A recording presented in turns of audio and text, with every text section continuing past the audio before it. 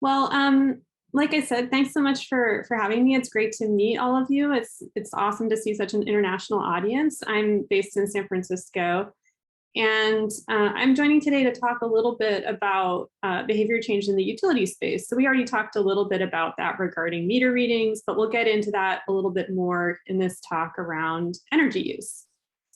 So to just give you a really brief background on myself and how I came into this field, I have an undergraduate degree in anthropology. So I do have a social science background, but I don't have a PhD.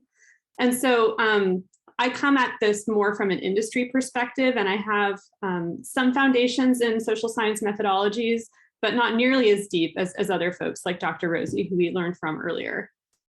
So I have more of a technology perspective. I've been working in the tech industry for 15 years, and I'm relatively new to working on climate change. So I have an undergraduate degree in anthropology. I've been working in technology for a while, mostly at consumer social tech companies like Twitter, and I worked at Lyft for a while, a US-based ride-sharing company. And then I was really passionate about climate change, and I really wanted to use my background towards mitigating this problem. And so I came to work at Opower, which is part of Oracle Utilities, around 3.5 years ago, in order to figure out how we can use behavioral science and psychology in order to encourage people to make better energy choices. So just let me see if I can pull up the chat here. I wanted to just see if anyone wants to post in the chat if you're familiar with Dr. Robert Cialdini's door hanger experiment. It's used quite often as a case study in various behavioral science books and lectures, so people may have heard of it already, but if not, I'm going to walk you through some of the surprising takeaways from his research that really led to the founding of Opower and the work that we're doing. Anyone familiar? We'll keep an eye on the chat while we're talking. So basically, Dr. Robert Cialdini and his team of researchers wanted to understand which messages motivated customers to save energy. So they tried different door hangers on different houses in a neighborhood in order to test whether the door hanger had an effect on energy use. So they tried save money, help the planet, be a good citizen. And basically none of these had an impact. So they all resulted in no positive change towards energy use for the household after the door hanger. But there was a fourth variant that they tested that did make a difference. So there was a door hanger that they tested that said your neighbors are using less than you. And people really responded to the social norming message, and this door hanger saw a 6% drop in energy consumption. And this was really the foundation for my company, Opower, which has since been acquired by Oracle, because we decided that we wanted to productionize this insight. We wanted to take this social science insight and do this at scale. So essentially, we work with utilities to help them message to their customers around their energy use using this social norming insight in order to help drive this type of behavior change. So that's the foundation for where we started. And this is sort of the key insight that a lot of our communications are based around. There's a bar showing your energy use, there's a bar showing other similar homes, and then there's the most efficient. So can you actually get into this 20% category that you're seeing in this green bar here? And I just want to take a second and call out the stellar designers who I work with, because in a single communication, you'll see this is a piece of paper that's front and back. There's so many clever little behavioral science nudges that are included throughout this communication. So I know the communication is really small, but I'll just kind of point you to some of the key aspects of this communication that are using psychology in order to motivate people. So the first thing that we're trying to do with this communication is to pique interest. So right up here in the header, we're showing that this comes from a trusted source. People pay more attention to messaging when it comes from someone who they trust to carry the message. So for example, if you're hearing about your energy use from your grocery store, you're probably not going to care. If it comes from your utility though, they probably know what they're talking about. So building that trust up front is really important. And then we also use visuals. There's a little cat here, it's friendly, approachable, but we're trying to draw the eye. And then the next thing that we're trying to do is actually motivate action, right? So here we have this core insight that we've been talking about, showing that other people are saving energy. And then we want to motivate action. So what's the next step? Here's a tip that you should consider doing. And then we also show how many other people are doing it. So we want to show that this is actually doable. Other people have done this. It's something that you can consider doing yourself. And then we also show tip savings and estimates for how much money you could save if you were more efficient, to pull on that loss aversion motivation, to say, hey, you know, there's real money on the table. And there's also a rational component here where people who care about those dollars and cents have the ability to make a logical choice if they so choose. And then we want this to become a habit. So energy use is one of those ongoing behaviors. It's not a one-time action. So every time you're running laundry or your dishwasher, you're probably not thinking about your utility. It becomes just sort of background noise. And so what we want to do is we want to support these behaviors becoming automatic over time. And the way we do that is we give feedback. So over time, we might show you if you're doing a good job, if there's room to improve. And we also might include self-comparison, showing how your use is changing over time. And then Dr. Rosie also mentioned the importance of measuring impact. This is really, really important, especially for those of us working in industry who have access to data before and after interventions. It's really important before the intervention to identify which metrics you're expecting to change, and then look at them afterwards to say, okay, are we having the effect that we want to have? And that's because literature review is hugely helpful as a starting point. We don't want to repeat research that's already been done, but also every situation is subtly different. And we're talking about, processes that are not necessarily rational or logical. So a small difference in context might actually really change how people respond to your intervention. And so figuring out whether the intervention makes sense for you and your context means that you're going to need to pay attention to metrics at scale. So in our case, over the years, we've iterated and built on our products in order to make sure that we're really optimizing for these behavior changes. And we see really positive impacts across the board, not just with people using less energy, although of course that is the core goal of these communications. But we've also shown that we can reduce how much energy people are using at peak times. So when the utility is most busy and stressed, usually in the evening hours, it's really helpful to ask people to shift some of their use to earlier or later so that the demand curve is a little bit more smoothed out. And we see success there. We also see success on customer sentiment towards their utilities. So people feel happier about their utility when they get these types of communications. They're more digitally engaged. And people feel more accepting of having a smart meter if they understand that this is some of the value that they can get from having a smart meter for their home. And the other thing that I think is really maybe counterintuitive, but cool about this particular intervention in this situation is that it works across the board. So when you look at income and age, we can break down energy savings and see that this particular communication works on everyone. So that makes it a really powerful intervention. All right, so we've been talking about ongoing experiences. Reducing energy use and shifting use off peak times are both things that don't really have a start or end point. You should just sort of be doing them a little bit all the time, right? And this is where ideally someone would form a habit around it. But we also have energy behaviors that we care about and that the utility customers we serve care about that are more one-time. And so thinking about how we can expand our behavioral science capabilities to also encourage people to do these one-time actions without detracting from this ongoing habit formation we want to support is an interesting challenge we face and something that we spend a lot of time thinking and working on. So just to give an example for some one-time actions that might be relevant, getting solar panels, getting an electric vehicle, electrifying your home or weatherizing your home. Those are all actions that are beneficial for the environment and for energy use, but they require more time and attention and money for a short period of time. So we're not asking you to think about it forever. We just need you to care a lot for a little while. And so that behavior looks a little bit different, and we also need to take a unique approach in order to motivate people on those types of actions.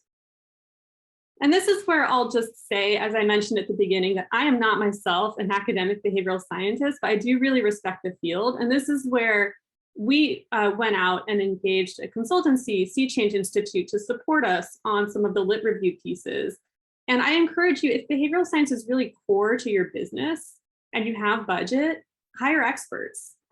Like Dr. Rosie was saying, there are people who will freelance, there are agencies for this, and it is a complicated field. And so if you don't have budget or resources, I do encourage you to do this yourself. But if you're able to work with people who are deeply familiar with the literature already, it's really helpful to talk to people who can bridge the world of academia with the world of industry and to tease out the insights that are most relevant for your business goals. So that's what we did. We worked with Dr. Hill Forster from the Sea Change Institute. I highly recommend them. They were fantastic to work with. But like I mentioned, there are many other agencies doing similar work and consultants as well. So one of the models that we think and talk about internally is the BJ Fogg behavior model.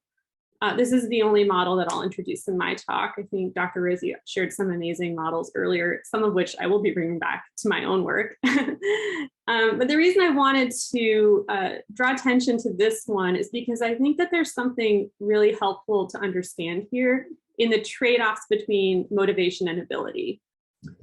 So when you're looking at this model, what you can see is that if someone is highly motivated, they might be able to overcome a low ability in order to still take action.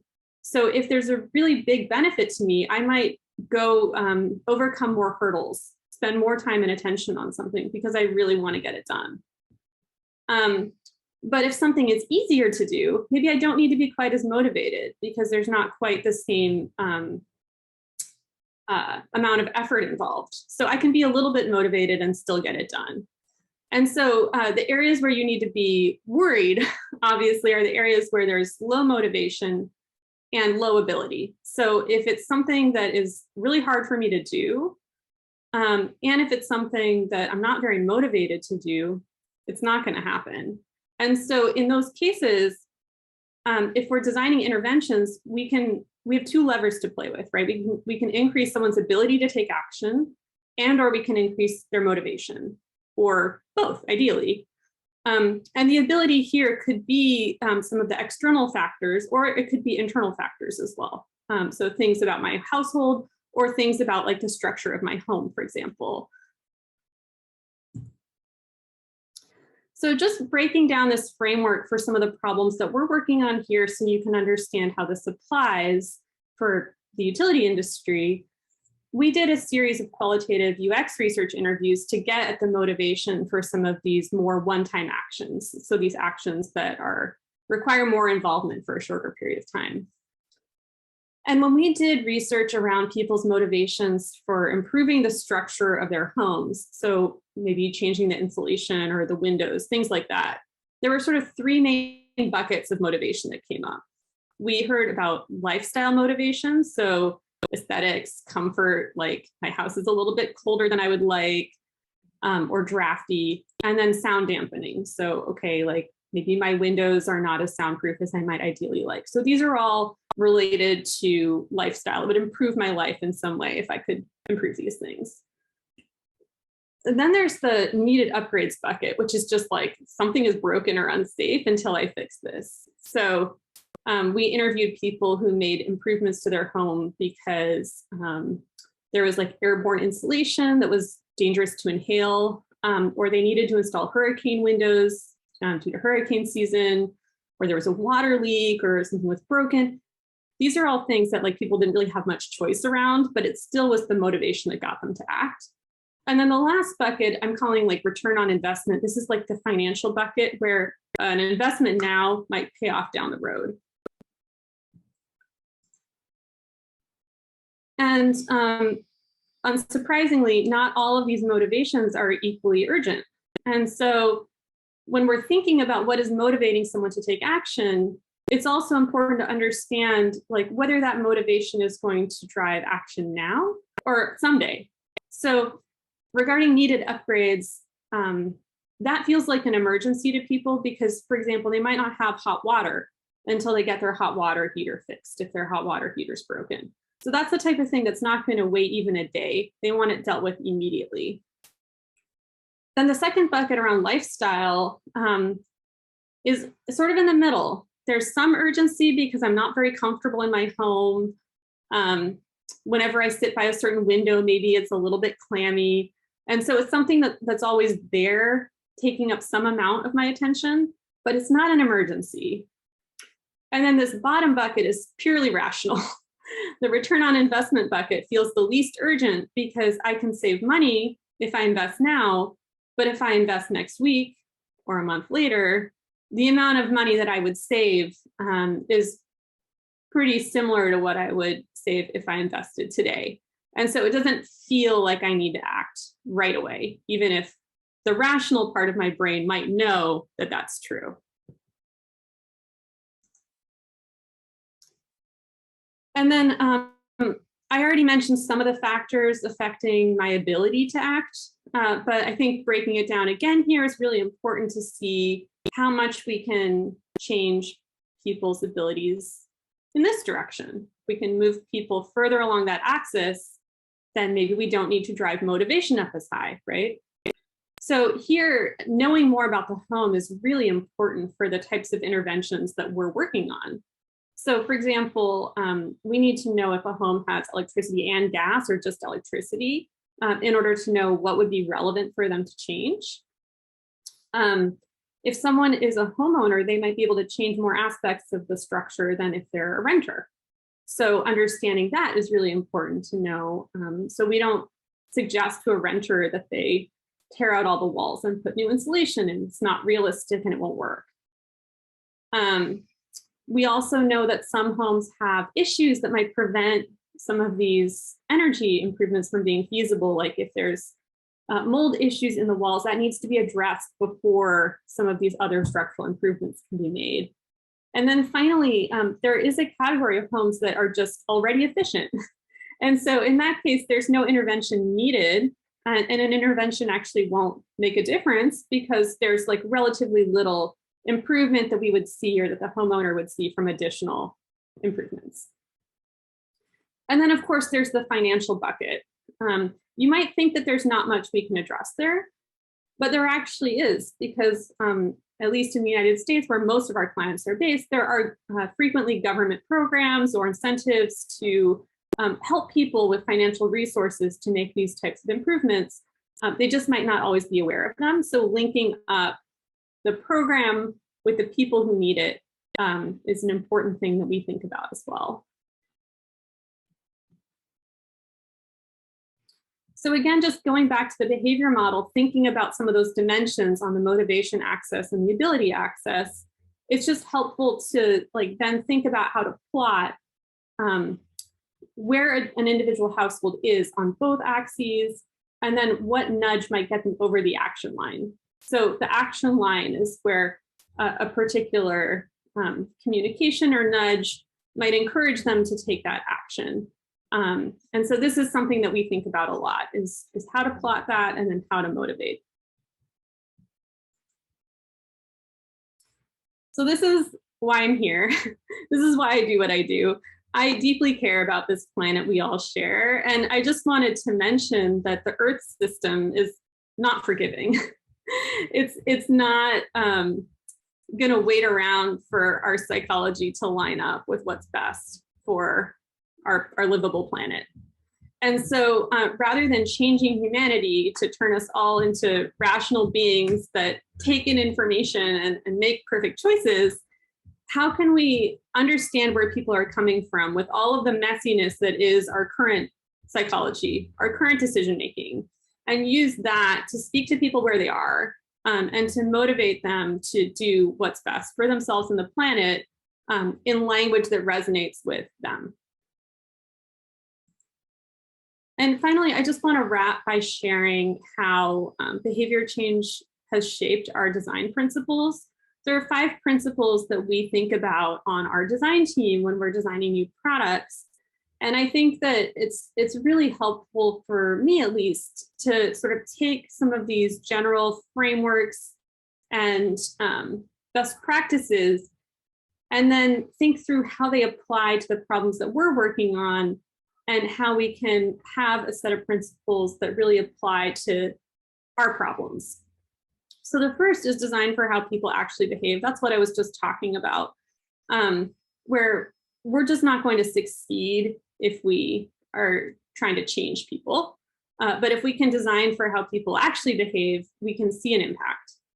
Then the second is assume people don't care. People are not sitting around waiting for their utility to send them a new communication, right? We need to grab that attention and earn it. So coming from a place of assuming that people don't care forces us to have a really high bar of interest, and just assume that we get people's attention for maybe a couple seconds. What can we do with those couple of seconds to get them the right information, knowing that we're competing with a lot of other interesting stuff happening in their lives and important things, and we may not be at the top of the list of things that people are thinking about or caring about at any given point in time when they're getting our emails or letters. The third is always leading to action. So when we're giving people information, like the social comparison, we always have a next step. So there's always a tip or a suggestion or an action that you can take, because we want people to feel that there's something that they can do about it. There's an empowerment aspect that's really important. And we want to capture people with that next step when they're in the moment of feeling like they're ready to take it. Aim for lasting relationships. This is really important because for a lot of our experiences, they're ongoing. And we need to make sure that we think about not just how a certain communication comes across at a certain point in time, but how is it going to feel 6 months from now or a year from now if I'm getting the same communication? Is there different information that I would need in a year? What might my motivation or ability look like over time? Could there be some change there that might require a difference in messaging that might work better for me? So in thinking about this lasting relationship piece, it really encourages us to think in terms of user journeys, which comes naturally to UX researchers, obviously, but to really think about that arc of experience. And then finally, we really believe that everyone who receives a utility bill needs a great experience, and our products touch everyone. And so we have to think about things like accessibility, things like how our products come across for different types of people, demographics, language. All of these things are important for behavior change because we want to make sure that we don't leave out groups of people, especially groups of people who would most benefit from some of these insights because they weren't able to access or appreciate what we're trying to communicate.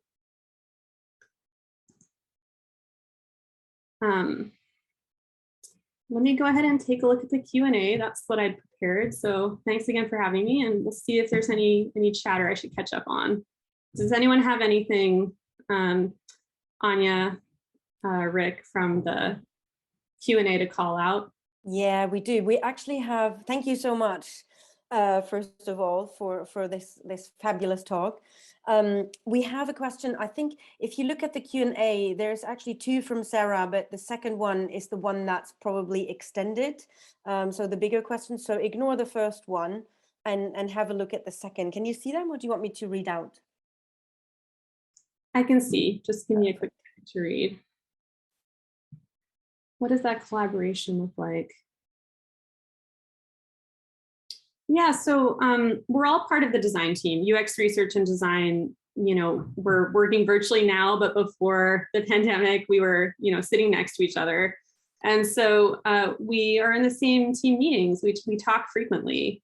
I would say at different parts of the process, researchers might be a little bit more involved or designers might be a little bit more involved. But there's a long stretch of the process where we're both involved, right? Like we're both going to the same meetings and making sure that we all have the same information. And then the collaboration, I think, is relatively dependent on the team as well, like what we're trying to accomplish, how important it is for the business, how much time we're going to spend on design. So if it's a quick, week design process, we might not have the same deep engagement across research and design that we might with a longer engagement, if that makes sense. I'm hoping Sarah says yes. Sookie has another question. You want to have a look at that one? So this is about measuring longer term and nuanced behavior changes. Yeah, so this is tough because if it takes a long time to gather data, it also takes a long time to learn what's working and not working.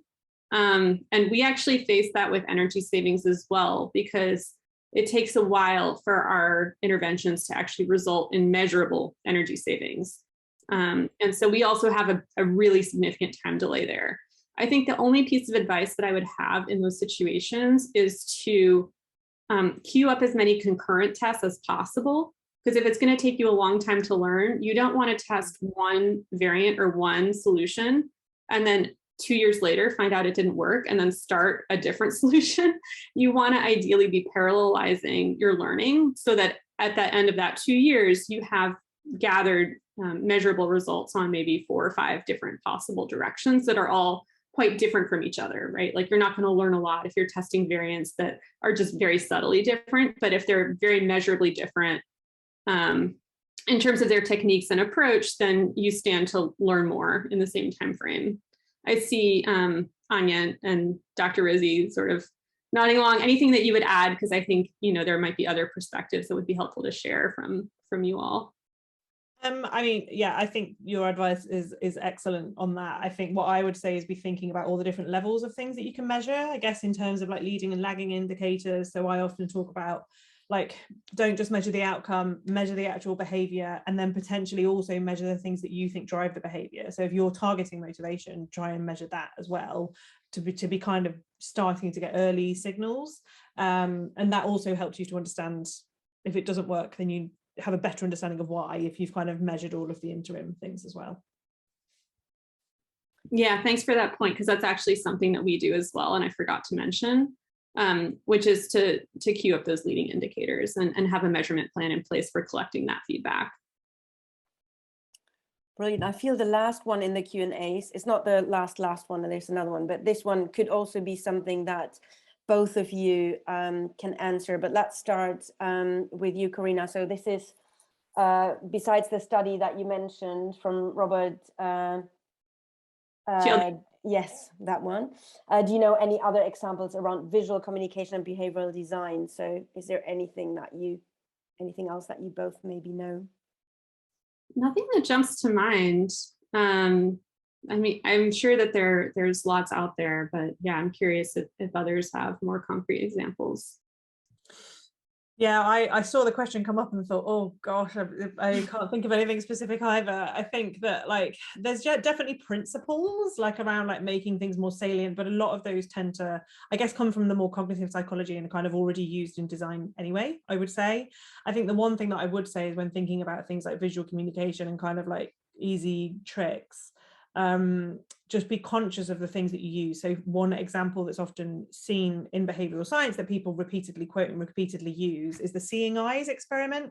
So if you put a picture of eyes, people are more likely to be trustworthy, say with like an honesty box or something.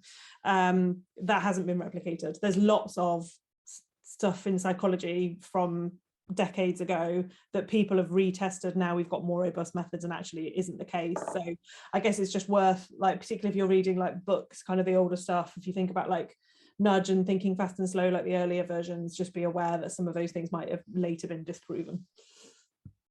Brilliant. I just saw a question from Vicky in the chat, and that's another kind of thing that I really like to talk about, which is accessibility. So Vicky is saying that how do any of you bring in accessibility into this? So she or he is neurodiverse. So their behaviors and motivations may differ to others. Do you show this as different cohorts in your findings, or just record as part of the overall group? Is that something you've been thinking about? I mean, it's something that we should all always think about, but none of it, I certainly don't do it as much as I should, and I'll be completely honest about that. I think that I wouldn't approach this any differently to how I would approach this as a user researcher. So if I was designing specifically for that group, if it was kind of a big part of what I was doing, then I would be exploring that and understanding the barriers specific to that group. If I knew that that group was going to be part of the people, then I would make sure that you're kind of, I guess, accounting for that, understanding it, but as part of your overall user research. There's some really nice approaches with like layering accessibility needs on top of, say, user personas, for example. That might be a really nice approach to do it. So you've got like what you call your behavioural analysis. So say you've used ConB or something, you've kind of understand the barriers and facilitators, thinking about your accessibility layers. What are the additional things that kind of might layer on top of that if somebody has accessibility needs? Yeah, there are some basic accessibility best practices, which you're probably all already using and aware of, but I would make sure if you're not, that you pay attention to things like not having text in charts that can't be read by a screen reader, things like testing your designs for color contrast. So our design team takes these things into account when they're designing to make sure that we're at least adhering to those best practices. And then regarding diving specifically into these groups of people, we typically don't with qualitative research, just because we have limited abilities to go deep with interviews with all of the various populations using our products. But like Dr. Rosie was saying, like if there was a product that we were going to build that we knew would specifically affect this group of people, we would definitely do a project geared around that in particular. And then the last thing that I'll say on this is that in gathering usage data, everyone's included there. And so you won't have the ability to split out unless you've somehow surveyed people around their unique abilities, but they will at least be captured in the data if your data includes everyone who's using your products. Great.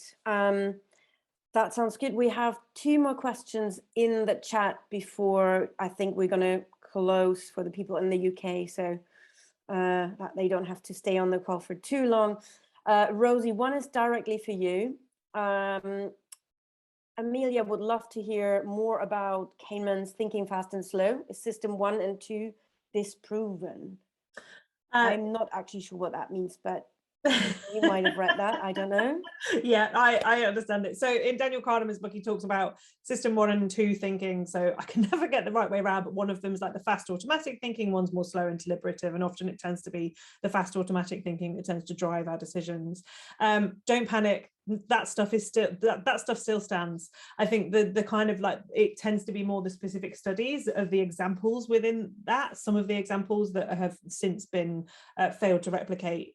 So priming is a really good example of one that's failed to replicate as well. So like if you talk to people about old people and then they walk slower down a hallway, they're just basically all studies that were done a long time ago with a really small number of university students, and it turns out that doesn't generalize very well to the rest of the population. But the fundamentals of it is still the case. It's just those specific studies within it that haven't replicated.